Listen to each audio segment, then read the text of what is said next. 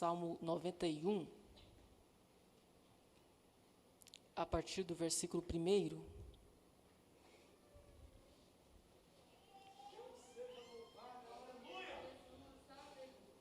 Eu gostaria de honrar o tema de vocês. Salmo de número 91.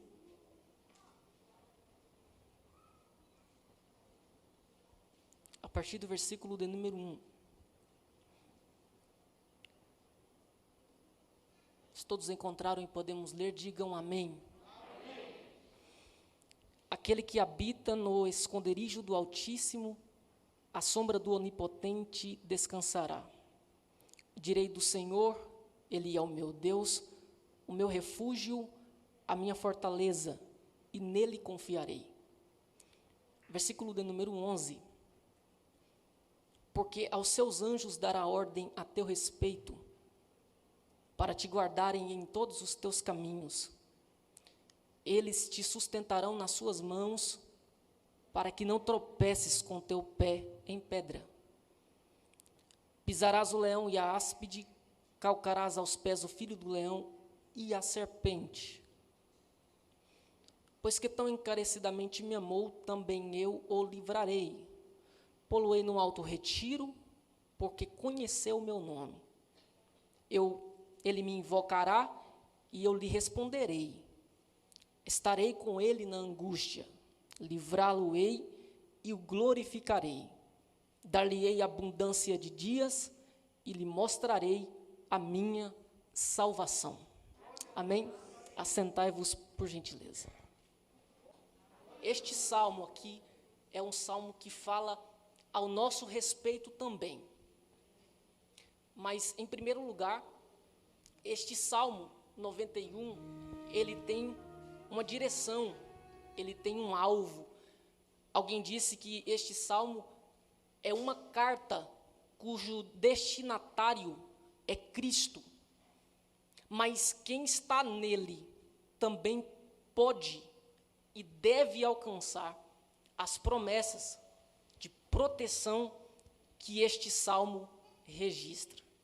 Então, o que eu quero que vocês entendam no primeiro momento, e eu preciso de sua atenção para que você compreenda o que Deus tem para o nosso coração na noite de hoje, é que o Salmo 91 é um salmo messiânico.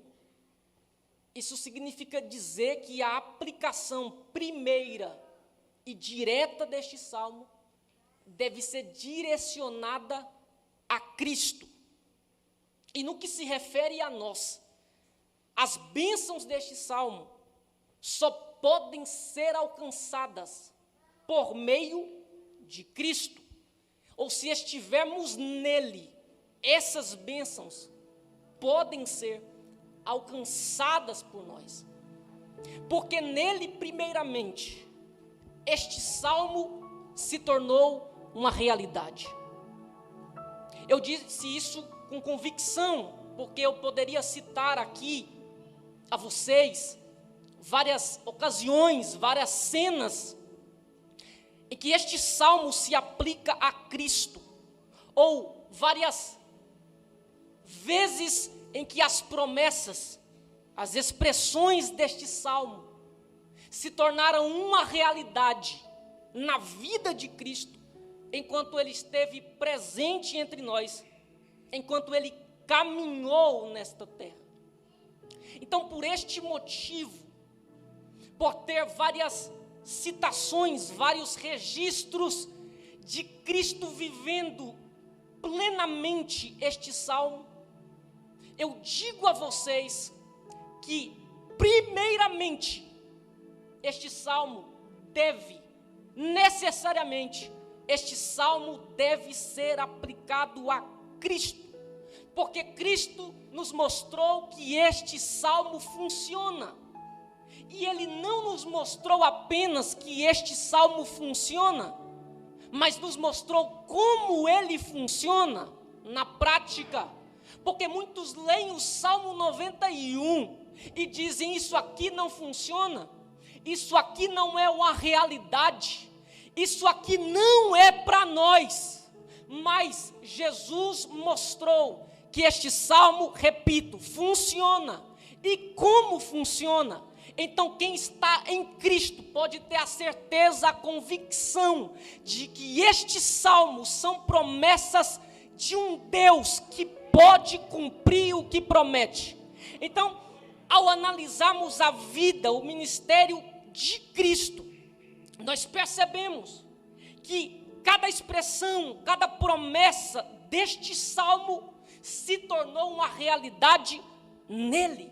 O próprio Satanás reconheceu que as promessas deste salmo, que este salmo é um salmo messiânico que se aplica a Cristo, porque ele o usou na tentação e Jesus não discordou dele, apenas completou. Isso está escrito ao meu respeito, mas também está escrito: não tentarás o Senhor teu Deus. Qual é o erro de Satanás? Ao aplicar este salmo a Cristo, não é o direcionamento do salmo a Cristo, é usá-lo isoladamente, é pegar uma frase aqui, outra frase ali, é pegar uma expressão aqui, outra ali e ignorar o contexto, é ignorar o restante. Então, se você vive só de um versículo do Salmo 91, você não viverá nenhum versículo que você crê que se aplica a você, a sua família, a sua vida.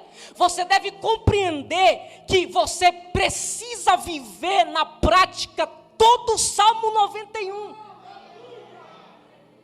Você sabe muito bem que texto sem contexto é pretexto para se acreditar em promessas vazias, para se acreditar em heresias. Então vamos ver o que este salmo tem a nos dizer na sua plenitude.